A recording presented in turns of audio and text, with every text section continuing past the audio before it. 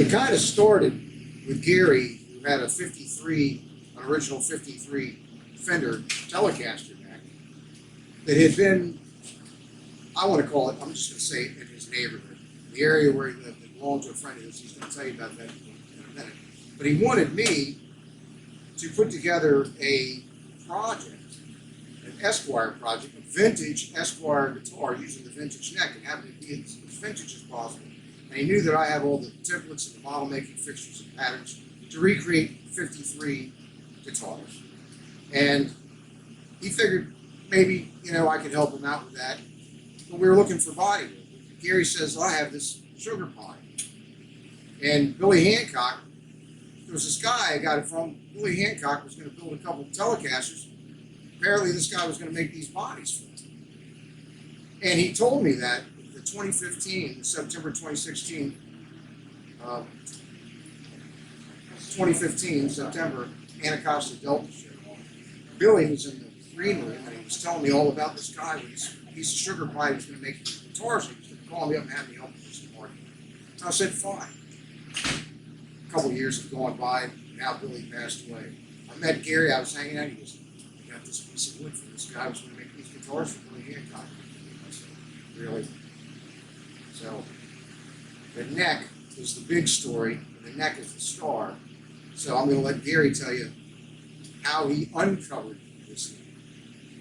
It may be a story of recovery, but he actually uncovered the neck. Well, there was a country singer named Rocky Willis who had a 53 Telecaster, and the headstock got broken in a bar fight at the Hills Club.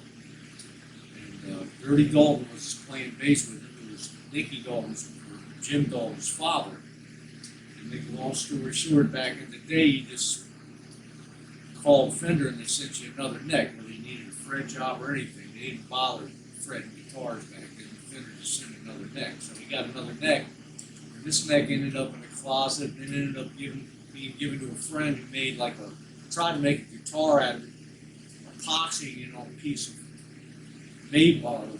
walnut, and then he put stained urethane all over the whole thing, and it sat in a closet forever. And then Jimmy was moving to Texas and said, "You want this thing?" And I said, "Sure." I didn't know what it was, couldn't tell. And I got it home and started unearthing. Noticed it was a 53, the year I was born, Telecaster neck. So now I have a piece of sugar pine, I have the neck, and man for the job's right there.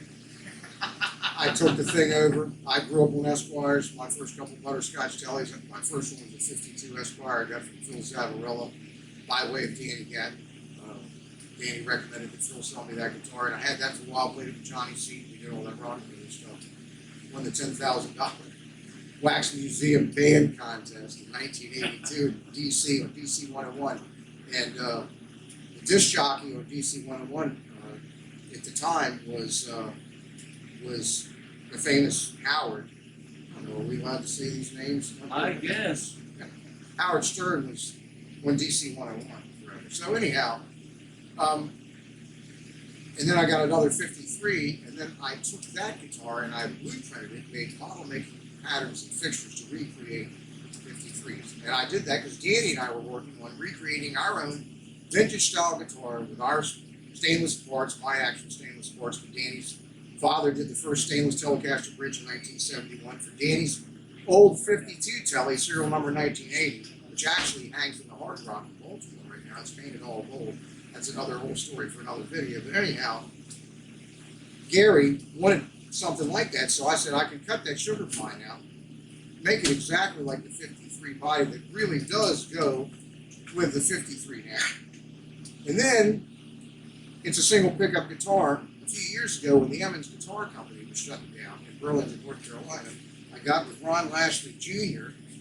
over the course of the last year or so.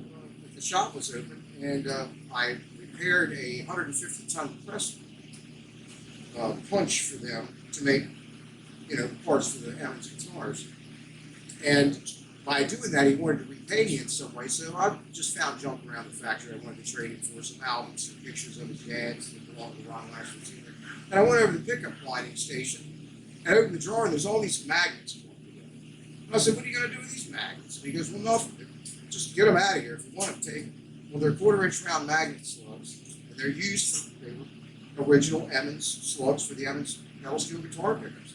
So I made Gary a custom Esquire pickup using the Emmons steel guitar magnets and a special form bar wire that I got from Paul Reed Smith just recently, February 2020. So I wound Gary up this custom pickup made out of all custom handmade bottles and pieces and boards with the steel guitar magnets because he's a steel guitar freak. He's got a Mullins double 10. He builds his own Fender replica 50s string master guitars, which I have one and they're the best. And so I knew he would appreciate the pickup with all the steel guitars. And I painted it butterscotch because that's what he wanted, exactly like the original. The orientation of the grain on the 53 hind body replica is just like the factory two-piece where one board is offset from the other down on the bottom side by the control panel. And I repainted the 53 butterscotch that I've done all these amazing restoration guitars with a genuine 53. I analyzed the paint off my 53, number 4543, to come up with this color. I think it's the best one. It's going to look a little different I on the gotta line, see but it. he's never seen this. And I built it. It's been done for months. So Let's honor. What do there you you say? go. Oh my God, I can't wait. It's been a long time waiting on this. There's one heck of a backstory to this. Oh my God. Look at this guitar. This is to die for. Oh my God. Look at this guitar. Yeah, the neck took a little bit of work. Oh, We refretted it, did everything that we could yeah, for it. man. It's It does have absolutely- newer Goto tuners installed on it, but it's an original ream. and the for the- decal, for the that came out of Danny's toolbox. That's I the can't. last Esquire original Fender decal from the 50s that I had that I got from Danny years and years ago. Jay, Gary's, it's hard to observe. Look at the backstory of this I will- guitar is insane. I will And the love. body is 1.5 inches thick. It's not 1 3/4. Just like Billy Hancock wanted. It's like the prototype, the early Esquire that went to the NAMM show in 47, and those other pine body guitars, and probably a couple of other guys. My God, that's fantastic. Look at that. Sir. I told Brother you. Jay. I told you I was going to make you that Well, guitar. we can't get no better than that.